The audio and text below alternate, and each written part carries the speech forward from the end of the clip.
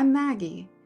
I'm a licensed clinical psychotherapist with degrees in psychology, theology, and marriage and family therapy, a national certification in dialectical behavioral therapy, and a national certification in integrative mental health. In this video, I'm not looking to diagnose anyone. I'm only willing to offer insight into situations like these.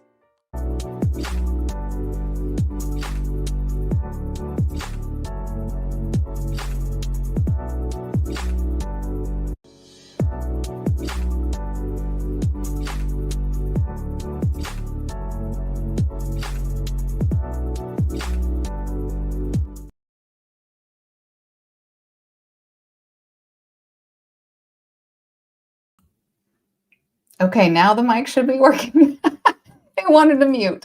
All right, so there's a story that America refuses to tell or to even talk about, right? It's a pattern that's buried under politics, denial, and the strange comfort we take in believing danger comes from somebody else. So today we're going to talk about sexual violence. Yes, we are. Who commits it? What the numbers actually say, and why, historically, globally, and even right here at home, powerful men, especially white men, not only committed these crimes in high numbers, but built the systems that protected their ability to do it. But before I get into that, special shout out to Auntie. She is listening but cannot comment. So she is here. Hi, Auntie, my favorite Auntie. Also, shout out to Adrian, who is on the drive. So don't text and drive. Also cannot comment. Hi, Leon. What's up? I like the new name. I really do. And Chef Mike and Mrs. Chef Mike are celebrating their 27-year anniversary today. Congratulations. So for those of you watching from the cloud, please feel free to say hello because this is the best live tribe on YouTube. You will be accepted with open arms as long as you're appropriate. And shout out to the replay gang. So let's get into it. This is not a story about all men or even all white men. So just like the narrative that 13% of the population, Black people, supposedly commit 50% of the violent crime, also means that over 99% of Black people commit no violent crimes. It's 99.27%, by the way. And the 50% is off anyway, because it's actually 26.6%. So there's nuance here too with the stats, but they are the actual stats. So that's what we're going to talk about. Yes, the best live tribe, Chef Mike. So this is a story about statistical reality, structures of power, and the ways sex, dominance, and entitlement have been fused into our institutions since antiquity. And if you stay with me to the end, we're going to talk about the Schadenfreude baked into colonization.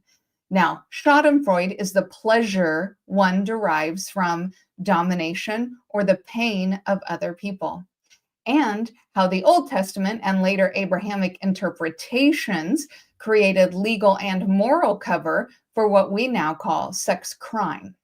So let's begin with numbers. So what does the data actually show? Sex crimes are underreported, especially by men. Men don't commit, or I'm not commit. Men don't report sex crimes very much. So it's underreported. Women who feel like their lives are in danger won't report embarrassment. Maybe it was a family member. They don't want to get them in trouble. Grandma's telling them to forget about it. Anyway, it is underreported. It can be miscategorized, and it is deeply shaped by race and policing bias.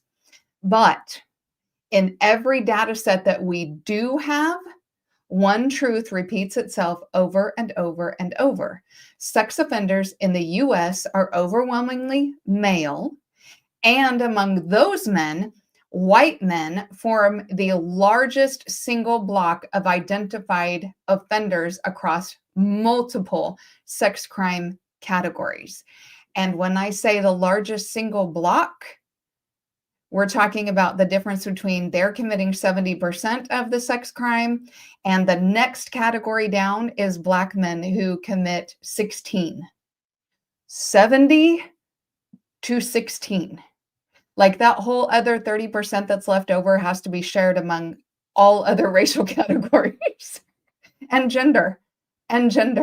Okay. You don't have to take my word for it because we are going to break it down.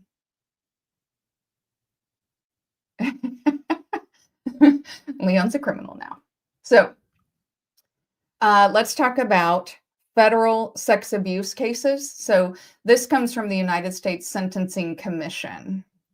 Sorry, my phone just decided to ring. 93.6% of offenders are male. The largest racial group is white at 57.5%, followed by, you heard me say the 16, Black at 16%, natives at 12%, Hispanic at 11%. So when you look at prosecuted sex abuse at the federal level, the modal offender, the statistically most common, that's what that means, is a white male.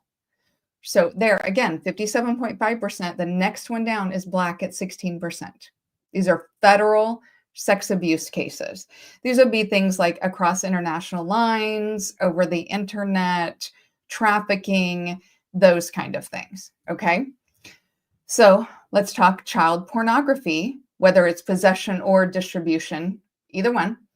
This is where the racial pattern becomes undeniable. It gets huge. The USSC Quick Facts and a 2019 report state 70 to 80% of offenders are white. 95 to 99% are male. So white men dominate these categories more than any other type of federal crime, is the child pornography. So when someone is arrested for possessing or distributing images of children being abused, that person is overwhelmingly likely to be a white man in America. Not a Black man, not an immigrant, not an LGBT person, right? That's a white man with internet access. That's it.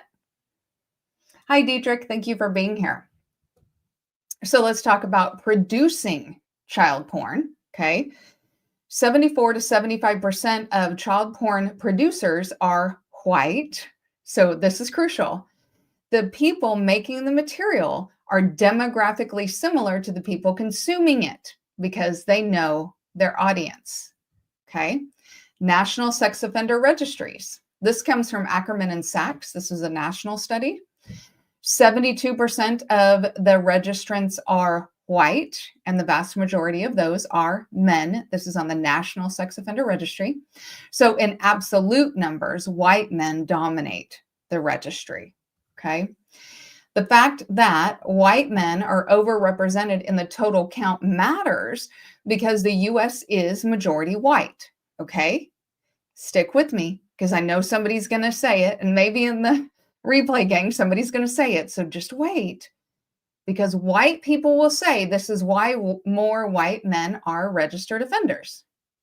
Except white men make up about 29% of the population and between 68 to 72% of registered offenders. They should be 29%, should they not? They're 29% of the population, but 68 to 72% of the offenders. So what does it say when white men, especially wealthy white men, have been the group with the greatest ability to hide, silence victims, or commit abuse with institutional cover? Just look at the Epstein case. That's what's going on right now. If they can cover for each other that much and still represent this high of a number, it's a bit scary, but I'll come back to that, okay? I promise.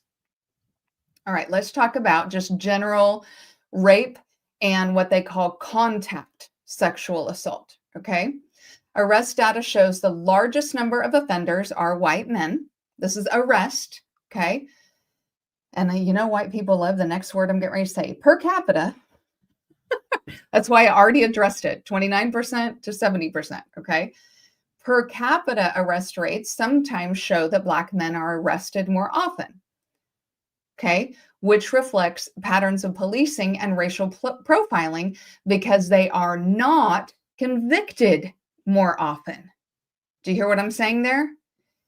Even though they're arrested, sometimes in some states they are arrested more often, they are not convicted more often. Remember when we went from the 57.5% to 16%, the 70% to 16%, okay, on the registrants. That means they've been convicted. I've been talking about convictions, okay? So when they love to say per capita and arrest rates, remember this part, okay? Remember this part. Okay, victimization surveys from the BJS, okay, show the majority of known offenders are people the victim knows, okay? Listen to me. This data shows, okay, almost all offenders are people that the victim knows, typically same race perpetrators. Okay. Now, I'm going to pause here for a second and give you a little bit of caveat. And this is why I'm explaining things the way I am. Because who puts out this data? Okay. Think about academia puts out this data, which is overwhelmingly white men. Okay. You have to, they won't just tell you. You can't just say how many offenders are white. They'll study everything but how many offenders were white. So a lot of these numbers, you have to go at it from a back door. And this is a great example, okay? The surveys of the victims say that offenders are somebody that the victim knows. This is surveying the victim, okay? The victim is also saying that they are same race perpetrators. And then they don't tell you anything else. It's like, okay, but, right? So then you have to look at, okay, well then how many white victims there were? Because they just said this is overwhelmingly people they know and that they're same race. So then how many white victims were there? Okay. At least 69% of the victims were white. And they just said it's somebody they know and it's same race. So that means at least 69% of the perpetrators were white. And that same data set shows they're overwhelmingly men. Okay. This is why why I'm saying things the way I am and explaining it the way I am, because you can't just say how many offenders were white in this particular category. You can't get that data. They will not give you that data. So you got to look at it from multiple directions to get to the data. All right. Leon says per capita, AKA it's because small hats lie about white men stats. It's the Muslims. It's the Muslims. Yeah, that's what they're saying. It's a Muslim. I've been debating Europe. That they think they're very special. The Irish are good citizens, but the British, shake my head. I totally agree with that. So, sorry. I've got several different things going today, so I'm sorry about that. Okay, so now that you understand why I'm going to tell you multiple different numbers so we can extrapolate, right? But this isn't making stuff up. 69% white, at least 69% white victims who say that it's somebody they know, it is male, and they are the same race. So white men, okay? Let's talk about child abuse stats, okay? The best supported findings, right? There are all kinds of surveys, but the best supported findings, most abuse happens within families or known networks like church, Boy Scouts, that kind of stuff. Most perpetrators are male. And I keep saying most, guys, because there are female perpetrators, okay? In samples where race is reported, because when it comes to child sex abuse, they hate asking that question. So in samples where race is reported, child molesters skew disproportionately white. Disproportionately is the very effective word here that comes from the findings, meaning that it's more than the population. It's more than the per capita. It's more than 29%, okay? Combined with other online exploitation data, that pattern is unmistakable, especially with child sex abuse. So Across data sets, so federal, digital, and community-based, white men appear consistently as the largest block of identified sex offenders, especially where children are involved. We did talk about child porn, remember? The customers and the producers. Okay, so I'm going to pause again because I know the comments are going to come because of everything I just said. So let's listen. Somebody's going to say, isn't this because there's more white people? I already addressed that one. Okay. Somebody's going to say, isn't this, because Black men are over policed? Then that really says something about the numbers, doesn't it? When that many white guys are convicted. Are you saying all white men do this? Absolutely not. Because just like I talked about when they say 13% of the population commits 50% of the violent crimes, well, that means 99% of Black people aren't committing violent crimes. Just because these percentages are high doesn't mean all white guys do this. Obviously not. Obviously not, right? What I am saying is there's a problem. And when the FBI looks for sexual predators, the profile is a middle-aged white man. That means we have a problem, okay? So let me be crystal clear. This show today is not about blaming the entirety of a race, i.e. white people, or a gender, males, or even both together, white men. It's about unpacking a very uncomfortable truth, which keeps getting hidden and we won't talk about. Sexual violence tracks along power. And in America, power, it has historically been and belonged to white men. And that's what it tracks with. It correlates. Adrian says, yeah, but per capita. Leon's going to email me some screenshots of what I showed the British and UK guys on stats. I literally used their own article against them. I did that the other day. Somebody was saying, no original Hebrew was Black and blah, blah, blah, and was using linguistics and brought up some article, and I used their article as a source to show them that they were wrong. And I love doing that. Okay.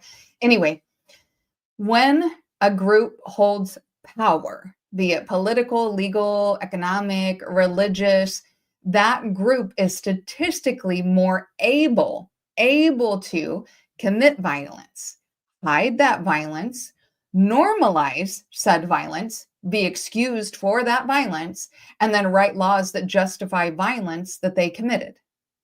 Okay? So it's a white male pathology that affects a specific portion of the white male population. That's who I'm talking about.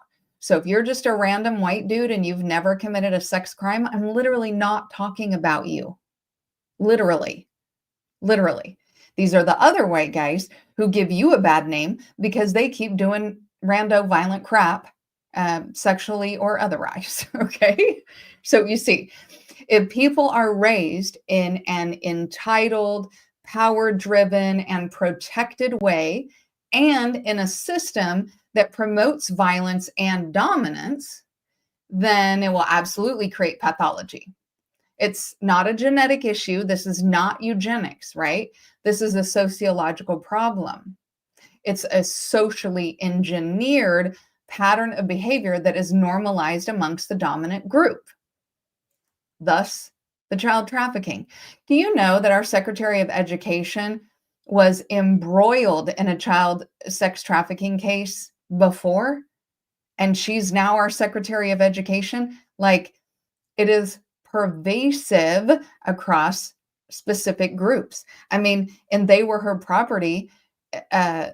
Stephanie Myers Rogers, I think is her last name, talked about during the times of slavery that well, I'm going to get into that. So we'll talk about that. Yeah, they use sexual violence as leverage and blackmail. Hi, Kevin. Thanks for being here. Well, we know that Epstein worked for Mossad. So, that's a proven thing. So Even historically, sexual violence is used as a tool of power. Always has been, especially in this country and in the West. When Europeans arrived in the Americas, when they very first got here, sexual violence wasn't incidental, it was strategic. It was part of the strategy. Christopher Columbus's lieutenant, Michel de Queno, wrote openly about assaulting Indigenous women. There was no shame. There was this like smug entitlement about raping Indigenous women as a form of dominance and control. European colonizers viewed Indigenous bodies as like their spoils of conquest, their property because they conquered, right? And those bodies are for their entertainment. Using them was proof of their dominance, right? It's like a dick measuring thing, you know? And then these colonizers would even cut the labia off of a woman's genitals, an Indigenous woman, and wear it on their hats as a signal to others about their prowess and their dominance in their colonizing. So the rape of Indigenous women became a weapon in the genocide. It was meant to terrorize, to destabilize, and to demoralize entire communities. And they continue to use that playbook over and over and over. Adrian says, yeah, but Errol Musk says that's promoting European culture, right? Because, you know, the Indigenous should thank the lighter skinned people for showing up on their shores and bringing civilized behavior to the savages. Who was savage here? So let's talk about enslaved Black people and sexual terror, because I said I was going to get into that, okay? Here is one of the clearest examples of sexual violence being deliberately engineered into a legal system. And by the way, when you hear me talk about Adrian Hicks and I, and that he's an amazing co-author, we're doing research on this. So that will come out at some point. All right, in 1662, Virginia, children followed the status of the mother, right?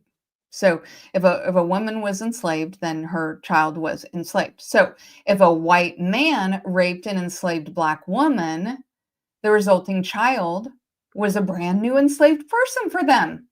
And that increased the slave owner's wealth. Leon says, the woman to the colonization, we have to bring back your population numbers. We were ordered by the Catholic Church. Oh yeah, there's that too. When the Catholic Church was like, yeah, you can't do that kind of stuff. And they were like, oops. So that increased the slave owner's wealth. So if they raped Black women, then they would get more enslaved people. So rape became very profitable. That terror reaped them a reward. Okay. So white men, is it all the white men in the country? No, please. I can just hear the comments now. White men created, defended, and benefited from a system where sexually violating Black women was both legal and it was financially incentivized. And it was never hidden. It was just something that was done. It was part of the practice. Okay. Drink.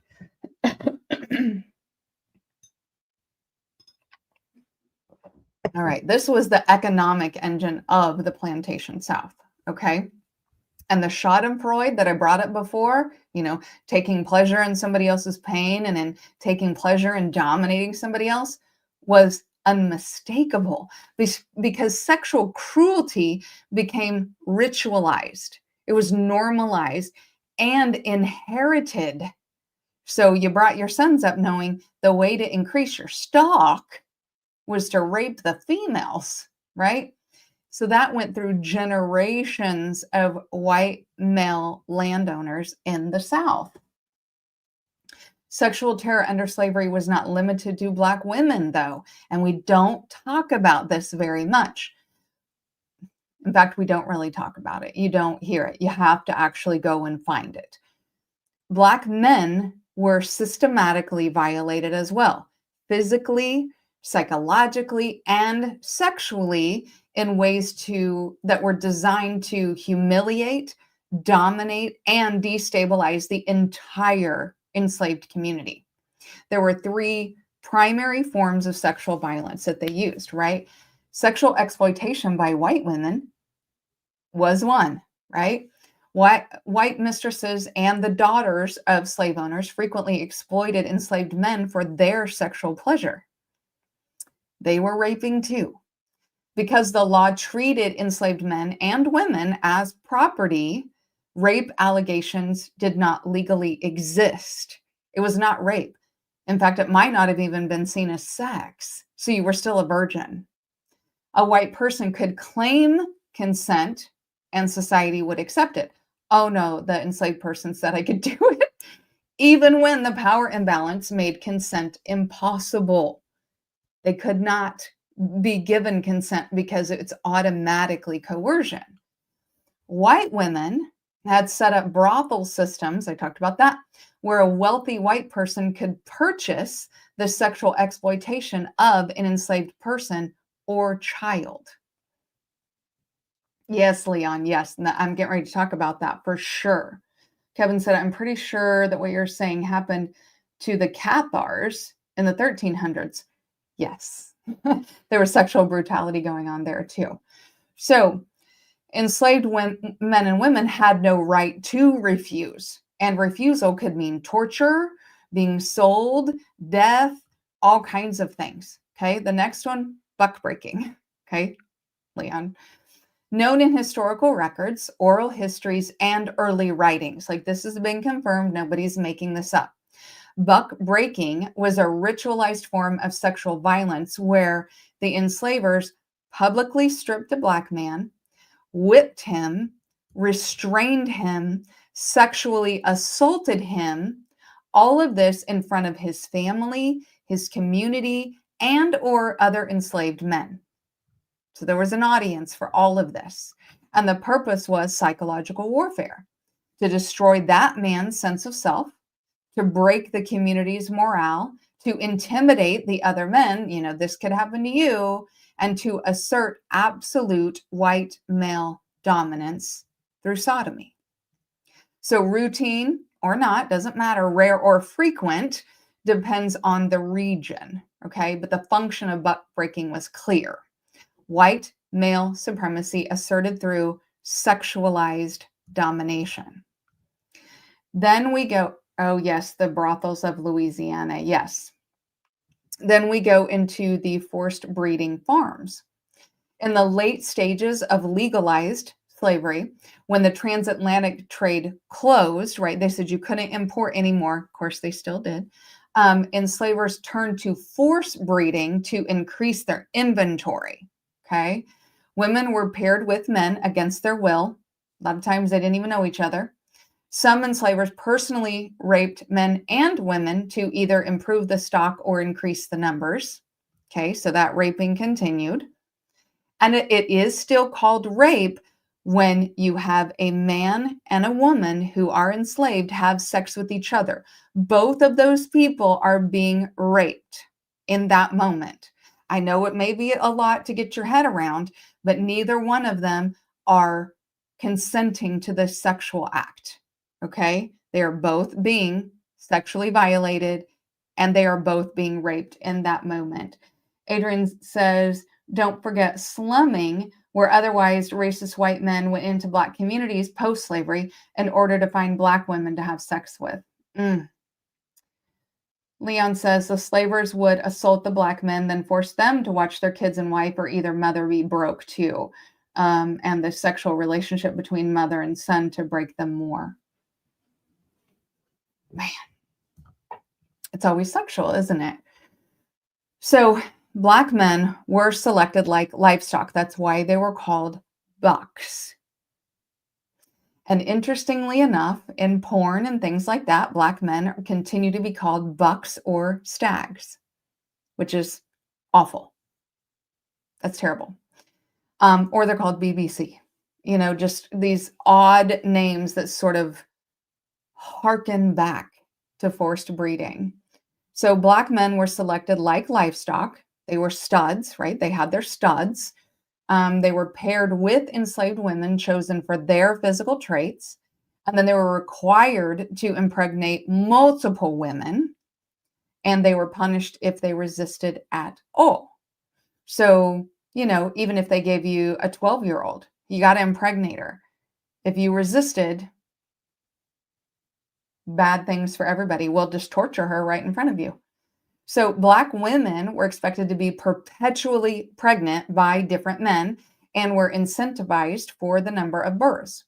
Those babies were taken from the mothers, ripped out of their hands, and sold to other enslavers, never to be seen again by their mothers or fathers. Sometimes they didn't even know that it was their child because these particular people were bred so much. These people were turned into reproductive instruments. They had no autonomy, no dignity, no identity. And a lot of times the white people were watching the breeding happen. And you didn't get privacy for that kind of thing. Schadenfreude. They got pleasure out of it. Oh, I just learned about that today. So, mulatto.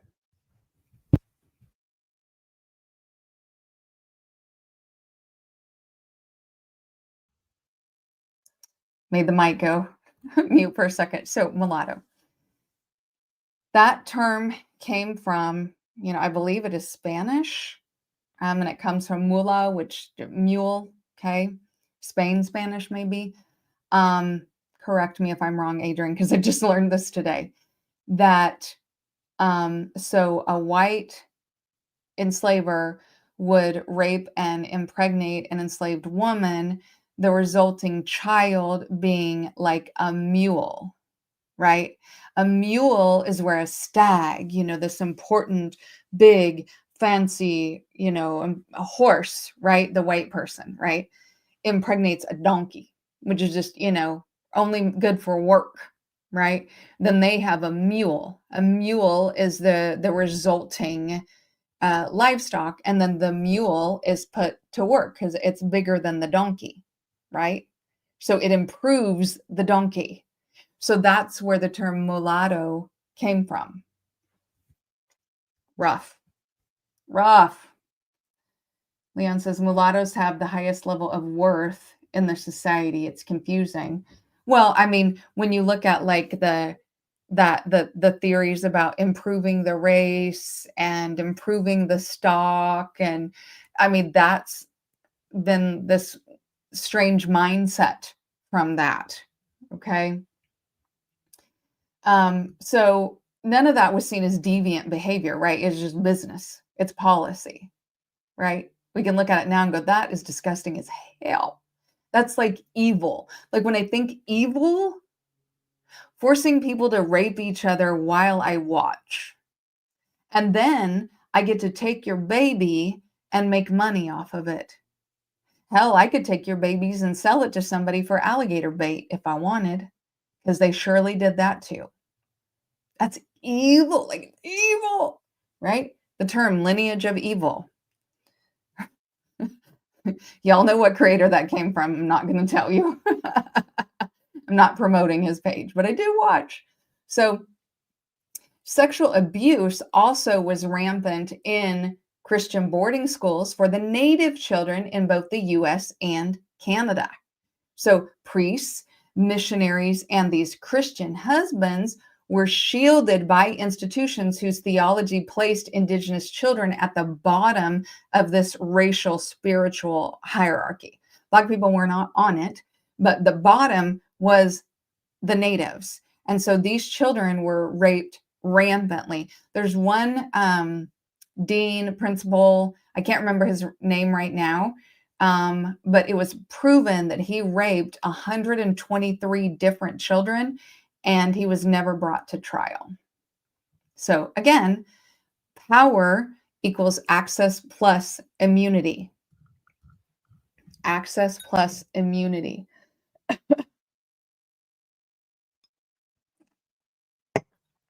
My throat keeps getting dry. Kevin Thompson says Jesus is connected with the donkey. And he is, right? Mary, they rode a donkey. Yeah. I wonder if that's symbolic of something. Leon says, no white slave owners would spend stupid money on mixed race women. Sounds like a Diddy party. Hi, JB Designs. Thanks for being here. That also, would modern day cuck culture and the advent of Black men's options in the sexual marketplace be considered poetic justice for slavery? Not necessarily, because there is a facet of cucking when you're utilizing your enslaved people as sex toys. And think about, in porn, they still to this day have slave play. They still refer to Black men as bucks and stags. And you have this whole culture of utilizing them in that way for sexual pleasure and watching. Remember, they watched all of this. So it just seems like maybe it's a continuation for a certain sect of people. I don't quite know. I have not looked into the pathology of like porn and those kind of things at all. But it seems like there could be a connection there, possibly. So, let's see. I lost my place. Across European empires, British, French, German, Spanish, Belgian, those are the European empires, right? Sexual violence was not random. It followed a consistent pattern. This is a pattern of colonization. Colonizers assaulted the colonizers. Colonizers are protected through the law, and the victims are disposable anyway. You bark too loud, we'll kill you. It doesn't matter. Leon says, no, there's a form of privilege when white women say, I want a Black man and mixed babies. Yeah. There's an unspoken power dynamic between white women and Black men. So before I read Adrian's comment, this is why a lot of times I say, and I've said this in my practice, and I've said this on YouTube. If a Black person is going to date a white person, you have to make sure you vet them so well.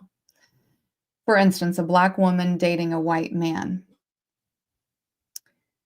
White women have a hard enough time calling the police on white men, turning them in for sexual assaults and them actually being convicted. Think about the swimmer who raped the white girl by a dumpster, but the judge didn't want to put him in jail because he has so much potential. Okay. In that situation, that Black woman loses any and all protections that she might have at all, because the Black man or the white man has at his disposal any part of the system, and he would not be held accountable. So you have to make sure you vet him super well. For Black men, it's a similar thing, because white women are so protected in society. If white women appear to be upset, if they start crying, if they say, oh, he's being mean to me and he's violent and he's yelling and he's aggressive and I'm so scared, this has caused entire towns to be bombed. Just a white woman whining. Okay. So there is already that inherent dynamic, because while a Black woman wouldn't have a lot of protections against a white man, a Black man could literally be murdered, not just by the justice system or police or legal system or anything like that, but by others. And she can weaponize that against him. So as a Black man, if you're going to date a white woman, make sure you vet her so well. Make sure these white people understand the history. They know it upside down and backwards. They know the inherent threat that they have, and They know what they would need to do if they ever did need a protection that would not end in your death. Okay? So that's why I say that, because we live in a white supremacist society. Other countries elsewhere, maybe that would not, well, we know that would not be the deal, but especially in the United States, that would be the deal. Adrian says, even in that sexual culture, Black men are made to perform for white entertainment regardless of the cosplay. Oh, yeah. Because it's, new and interesting. And it's the entitlement that they were just talking about, right? Kevin says, that is a perfect example of the two-tiered justice system. Yeah, he has potential, right? But Black towns have been bombed. Emmett Till, who was 14, right? 14? Nobody cared about his potential. He's a child. Nobody cared about his potential, right? Different justice system, okay? So when we talk about colonizers are, that's the playbook. They assault physically and sexually, and then they're protected. And the victims are disposable. So it doesn't matter. They don't care. In Namibia, during the German Herero genocide, soldiers documented their own acts of sexual terror because they're entitled to do so, and they were proud to do it. Just like the colonizers who wore labia, dried out labia, on their hats. They're proud. In India, British soldiers targeted women as a show of racial supremacy. You start talking too big, you get raped. That's it. In the Caribbean, sexual exploitation by French and British plantation owners was so normalized, it became a part of their social fabric, right? That's just what happens to everybody. And behind it all is the same mindset. I dominate you, I own you, and your suffering is mine to enjoy. That is Schadenfreude, kind of colonizer style, colonizer flavor, right? Leon says, back then when communities were more tight-knit, predators got cut loose because if they were imprisoned, that whole family tree branch would slide into poverty. One man's income set the balance. I can't argue with that. So let's talk about the role that religion plays, because I said I'm going to touch on this, right? Abrahamic religion specifically, especially in the Old Testament legal mindset, it provides moral scaffolding for sexual control, okay? That doesn't mean the Bible made people commit crimes. That's not what I'm saying. And I'm not saying all Christians commit sex crimes, although with the amount of pastors coming out, but no, that's not what I'm saying. It means those in power use scripture to justify dominance, including sexual dominance, okay? And I'll show you how, okay? So let's talk about the Old Testament legal structure, okay? The Old Testament, also known as the what? Torah, right? The Torah, okay? The Torah provides men the right to take concubines, which are female sex slaves, okay? Rules for taking women in war, bride price payments to purchase violated girls. Like if it's found out that you raped a girl, you had to pay, okay? Legal distinctions were made where women were treated as property up until almost modern times, and there was no such thing as marital rape. Like if you were married, he could rape you all he wants.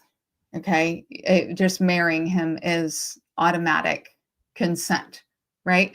So when I say purchase violated girls, I mean you paid the father because you messed up his property.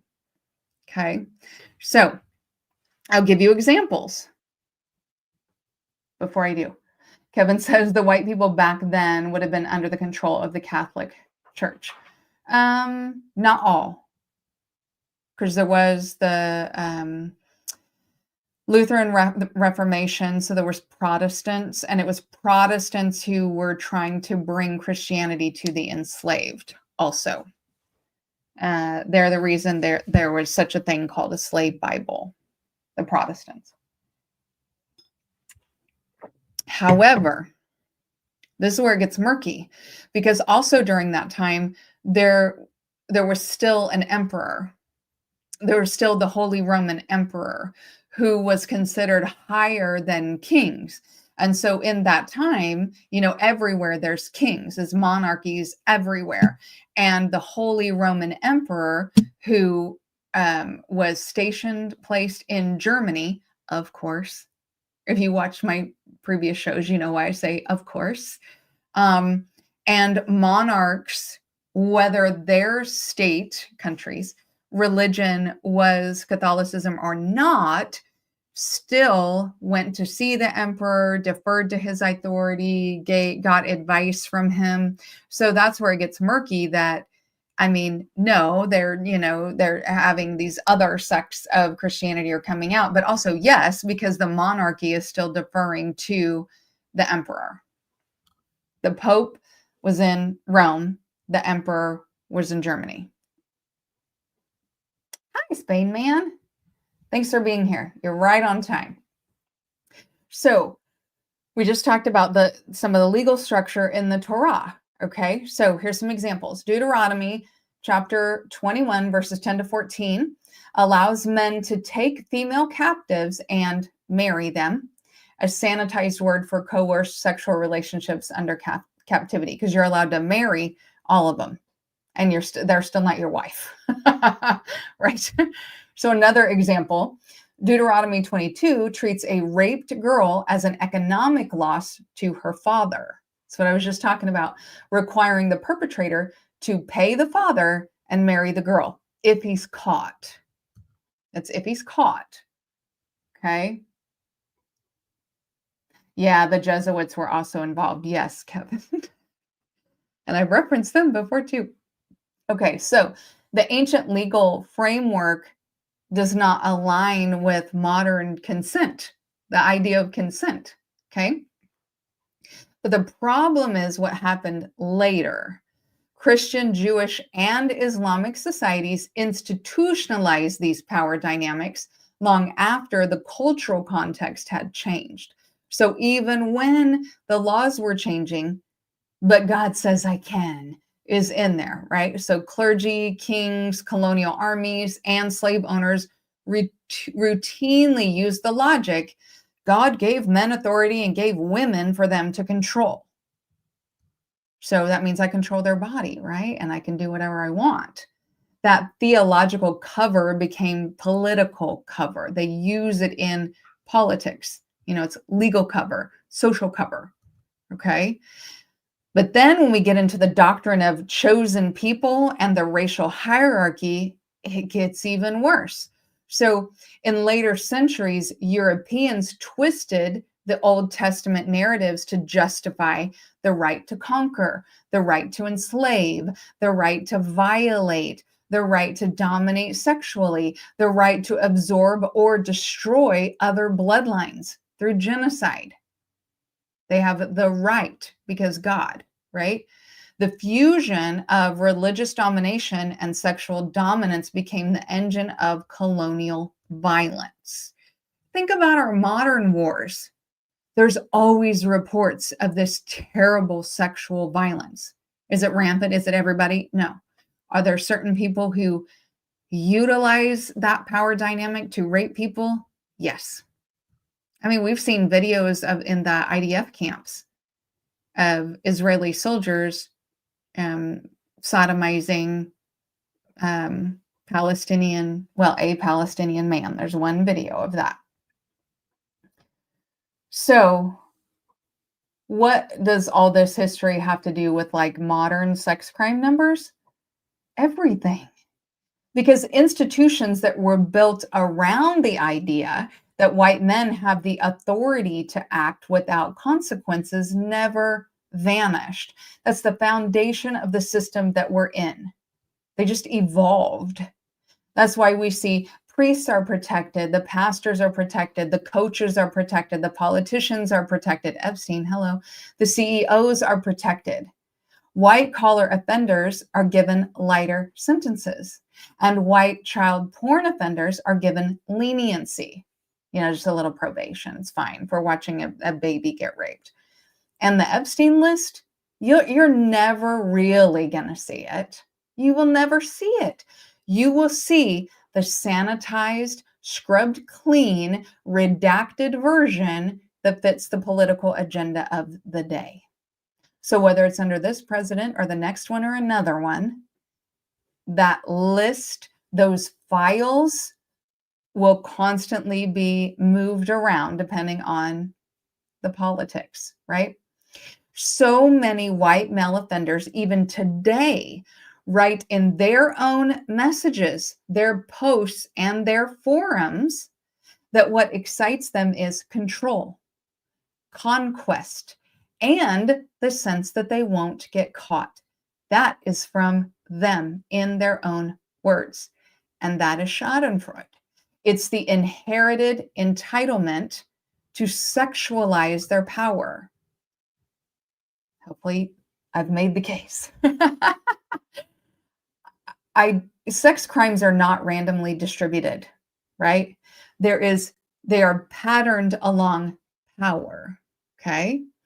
And in America, historically, legally, institutionally, the group with the greatest concentration of power has been white men, particularly wealthy white men from wealthy families, those sort of elitist men, right? The connected ones. That power enables, hides, normalizes, excuses, and even rewards the violence, right? The data and the history tell the same story. When you trace sexual violence in America, you are tracing the legacy of white male entitlement, protected by law, reinforced by religion, and sustained by systems built to shield the powerful. Because them poor white boys, they can sure be sentenced to all manner of things. The only way to fight sexual violence truly is to stop pretending we don't know where the pattern came from. It's all over the Old Testament, guys. And where it leads, to what doorstep. Many, heck, most white men see this pattern and they hate it. They call it out. There are many who call it out. They refuse to participate in it. But this power structure doesn't willingly let anyone have a voice, not even white men, when it comes to sexual abuse. The thing is, they can't shut us all up, right? Moloch, yes, Kevin, Moloch, the worship of Moloch. And there's a lot of child sacrifice and child sex crimes that go with the worship of Moloch. But we've talked about that in other shows too. So thank you for bringing that up. This one is specifically about having the stats, the history, the information that you need when these things come up in conversation, right? That's what this show is about. Have the numbers. Know that the 1350 thing is actually false. It's 1326.6, meaning that 99.27% of Black people did not commit any violent crimes. Know that roughly 70% of sex crimes are committed by white men, and that remaining 30% is spread across all other races and gender. So overwhelmingly, right? Middle-aged white men, most of the time with money. Okay. Bohemian Grove. Yes, Spain Man. Maybe, you know what? Maybe sometime we could do a tinfoil hat about that. If I would have thought about that ahead of time, we could have had a tinfoil section about that, but I will add it to another one. Coming up this Wednesday, we're going to continue on with the Keys of Enoch. We are almost done. I think we're on 309 and it goes to 319. So we are almost done with that. And then we're going to go into several books. We're going to go into the Green Book written by Muammar al-Gaddafi. We're going to go into Behold the Pale Horse by, why is his name escaping me? Hold on, it's right behind me. Bill Cooper. The books are behind me that we're going to get into. Another one's called 1491. So what North America was like in 1491. So, and what we know about that, before colonization. So we're going to go into, researches into the indigenous. That's the book behind the Green Book. We're going to go into all of those books. So then it's going to be mixed up, and there's going to be a lot more. Tinfoil Hat will be brought back to Wednesdays because of this. I mean, Behold a Pale Horse is all one giant tinfoil hat. So that should be, oh, look, I gave myself a thumbs up. That should be fun. And then next Sunday, sorry that we keep having to postpone because we've had stuff going on. Next Sunday will be part 3 of the MAGA Democrats, right, with Adrian Hicks. So we're going to finish that up. We're going to talk a lot more about the history and how we got here and Project 2025. And we'll be finishing that series up. And then we have another series, another show that will be coming after that. So there's just a lot coming up. I also want to start letting people know that between December 17th and December 30th, maybe even until after the first year, can't decide yet, but starting December 17th, I will be traveling and out of town and won't be doing shows. I hope everybody has a wonderful Christmas if you celebrate that or any of the holidays that you do.